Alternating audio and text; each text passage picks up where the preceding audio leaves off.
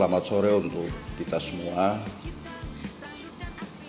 Di hari ini adalah hari kedua berdasarkan PKPU nomor 10 tahun 2023 tentang pencalonan bakal calon legislatif dan keputusan KPU RI nomor 352 tahun 2023, yaitu terkait dengan petunjuk teknis pelaksanaan pencalonan.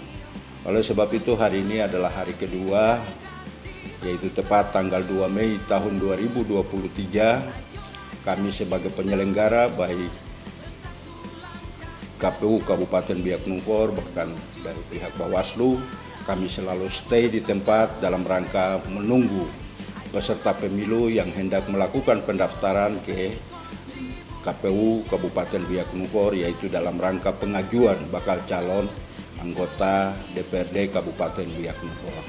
Oleh sebab itu, sebagai statement kami adalah bagaimana kita melakukan koordinasi kerjasama sehingga proses dari tanggal 1 sampai dengan 14 ini bisa kita manfaatkan dengan baik, sehingga hasilnya juga tetap baik, yaitu terkait dengan proses-proses di mana dilakukan pendaftaran bakal calon legislatif.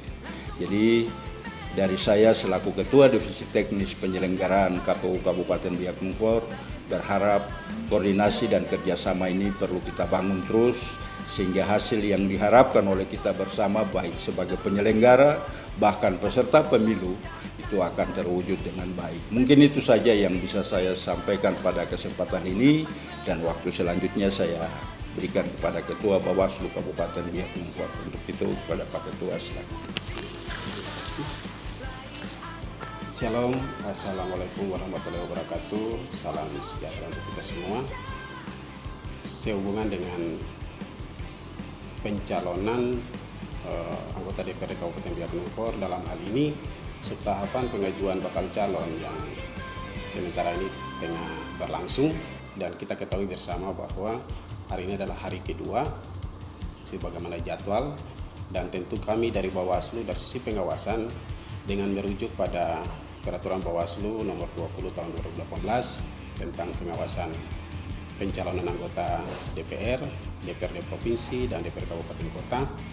Kami telah melakukan pengawasan di KPU Kabupaten Biak Numfor di hari kedua ini, dan tentu perlu diketahui semua bahwa dari sisi pengawasan kami melakukan pengawasan dengan dua metode, yaitu pengawasan secara langsung tetapi juga pengawasan secara tidak langsung melalui silon. Di dua hari ini dari hasil pengawasan yang kami lakukan, partai politik belum ada yang mengajukan bakal calonnya atau melakukan pendaftaran di kantor KPU Kabupaten Biak Numfor. Dan juga dari sisi pengawasan juga kami melihat juga dari sisi kesiapan KPU dalam hal untuk menerima kehadiran dari partai politik sudah sangat siap sekali. Dari sisi fasilitasi, KPU sudah menyediakan seluruh fasilitas untuk mendukung proses ini.